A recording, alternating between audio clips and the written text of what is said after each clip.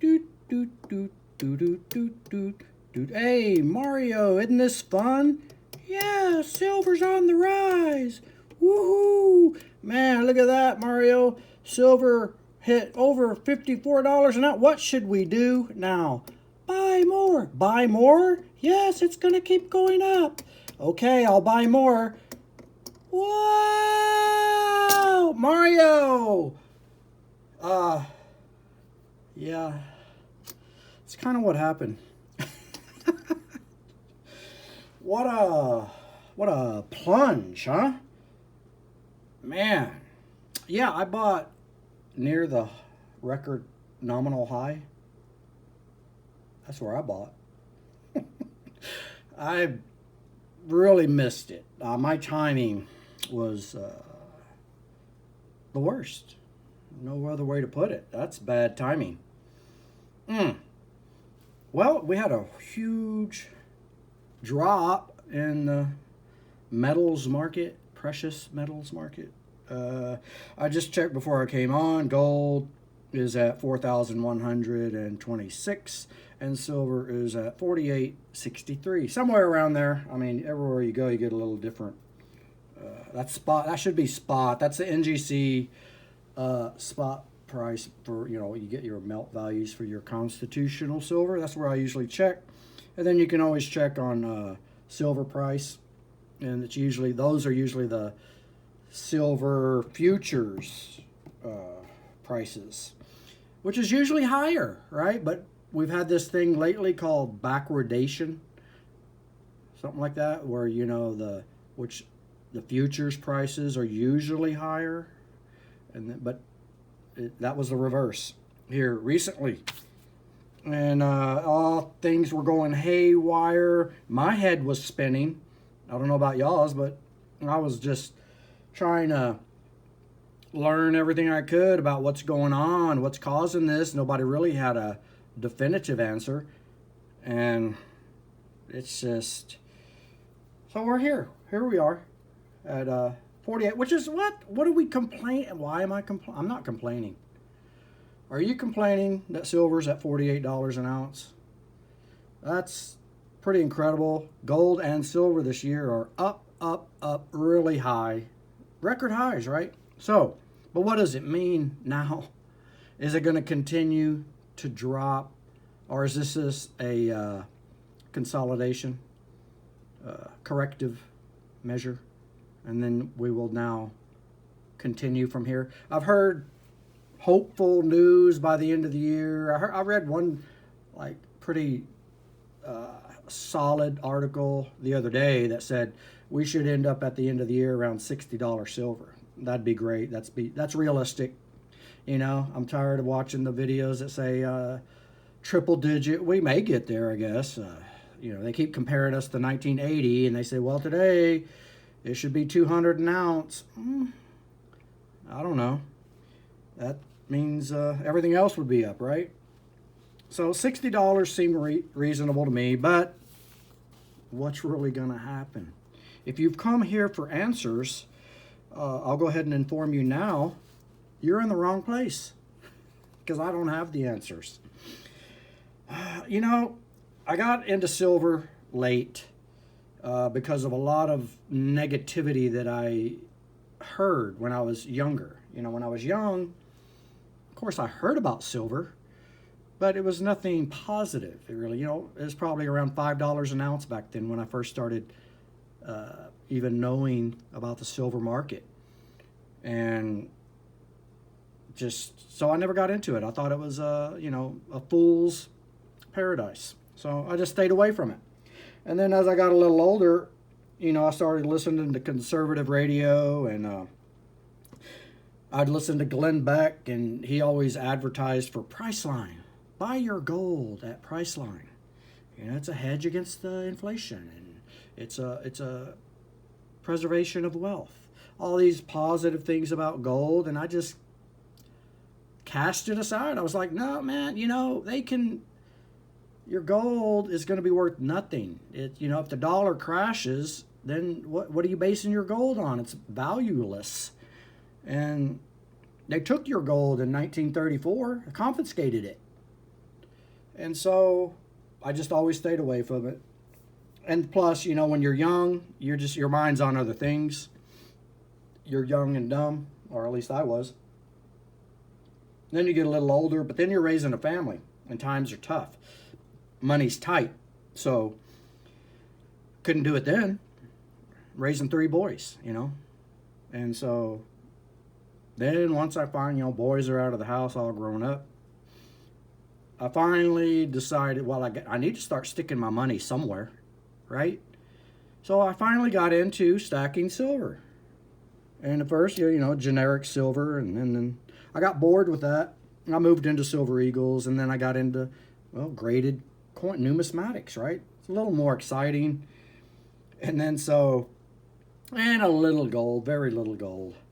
And then when things happen like they just did recently, well, then I get back into stacking. You know, it reignites that stacker instinct. And then I was even just kicking myself that, why are you wasting your time in numismatics? You should have been stacking this whole time. You're buying, you know, $800 coins, a single coin. You could have bought a lot of silver for that. So I was kicking myself even for delving into numismatics. Like, man, you're behind. You need to buy more.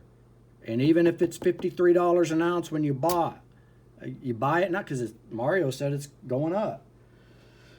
And it didn't. So, but I hope it does. And as I've been studying all these videos, trying to learn about the monetary system, and you're hearing all this stuff, the dollar is dying. It's at the end of its life. The monetary system is going to be changed. There's going to be a great reset. America is going to revalue its gold, and its gold is going to go through the roof. Silver will retire you, or you can pay off your house with a few hundred ounces of silver. That's what's going to happen. And I'm absorbing all this, you know, and trying to learn and figure it out. And then today happens, and I go back to square one where I was before I got into stacking, and I'm like, is it really? When they do the great reset, you know, digital's coming. It's not if, it's when. It's already started. You've heard of Fed Now?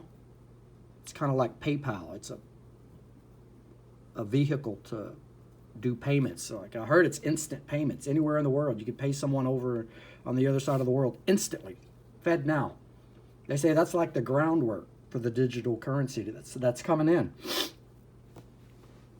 And probably so. But they're saying, even though these other speculators, they're saying, yeah, but if you got this tangible asset, gold and silver, hold on to that. That's real money. Gold and silver has always been money.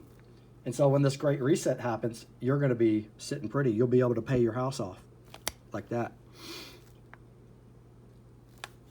But when today happened, that plunge, it just got me to thinking again. It got me back to that mindset of, it's a fool's paradise. It's going to be worth nothing. Because the government, as in 1934, confiscated it. Who's to say, and here's my question for you, let me know what you think in the comments. When they do the reset and we go digital, who's to say they devalue this, they devalue this? They can make it worth nothing. Zero, or the price of aluminum, 60 cents an ounce, $1 an ounce. Who says they can't do that? I don't see why they couldn't, you know. Anyway, all of this got me looking at the grand scheme of things. And I don't mean the grand scheme of the monetary system. I mean the grand scheme of life and God and the Bible. So I went to the Bible. You know, the Bible mentions gold and silver. The Bible mentions gold over 400 times. Mentions silver over 320 times. From Genesis to Revelation, gold and silver. Gold is mentioned in the 2nd chapter of Genesis, where it mentions the land of Havilah, where there is gold. And the gold of that land is good. And of course, we know, you study about the tabernacle and Solomon building the temple. The Ark of the Covenant was covered in gold. All the temple furnishings were covered. It's always had a value. It's always had a place in history. And when you go all the way to Revelation, it mentions the new heaven and the new earth and the new Jerusalem coming down and resting on the earth. And the city is made of pure gold, like glass. The streets are made of gold, like glass, transparent as glass. So that kind of puts it all in perspective, you know. Yeah, gold always has had a value. It's always had a place.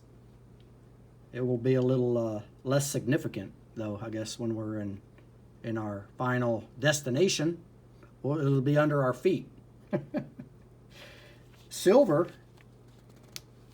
was first mentioned also in Genesis, and it's mentioned also in Revelation. The first place silver is mentioned in the Bible, Genesis 13, verse 2, talking about Abraham, and it says this of Abraham: he was very rich in livestock, in silver, and in gold. So it's interesting they mentioned silver before gold. And then I found this in this article. It said in the Middle East in 500 BC, it was harder to find silver than it was gold.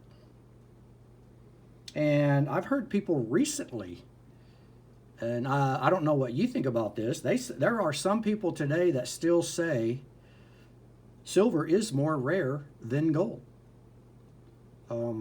There are no, as far as I know, maybe in Mexico, there's a huge mine in Mexico. Mexico has more silver than any other country in the world.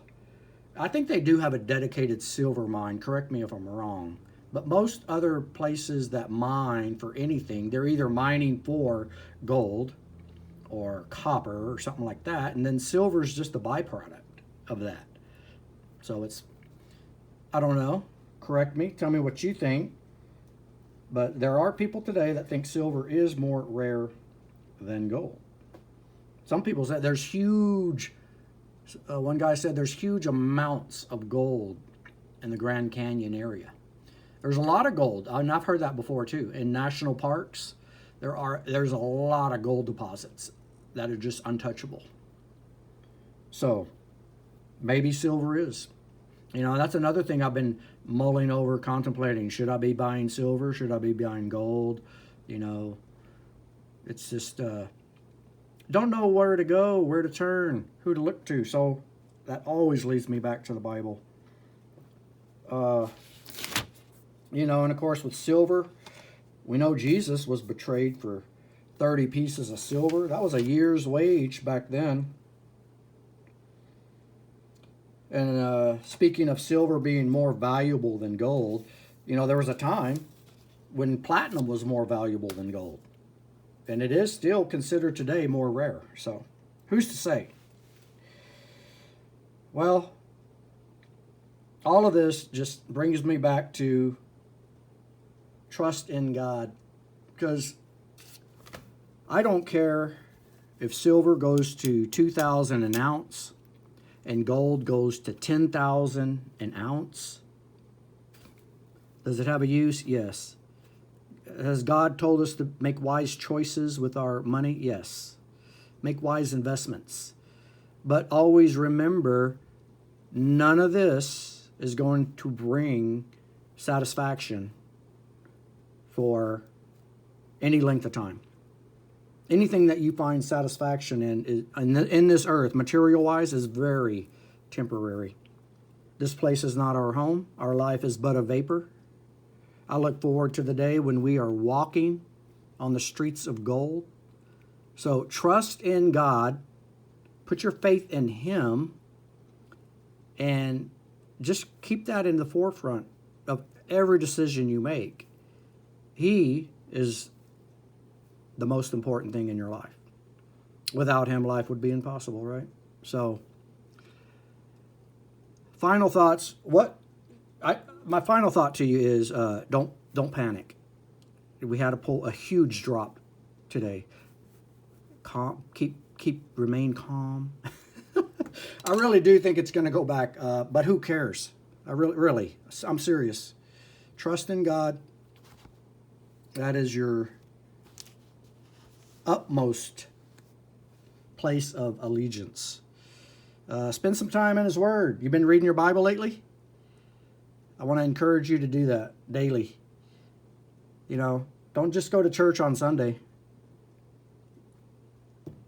I mean, that's good. Do that, but I'm not saying not do that. But every day we have an opportunity to worship God by our choices, how we choose to respond to things, and what we choose to avoid. Those are all forms of worship. You know, He deserves it. He demands it. So, do it. I hope you enjoyed this video, and I hope God blesses you. And no matter what happens, He's in control. We can rest in that. Rest in Christ. Thank you.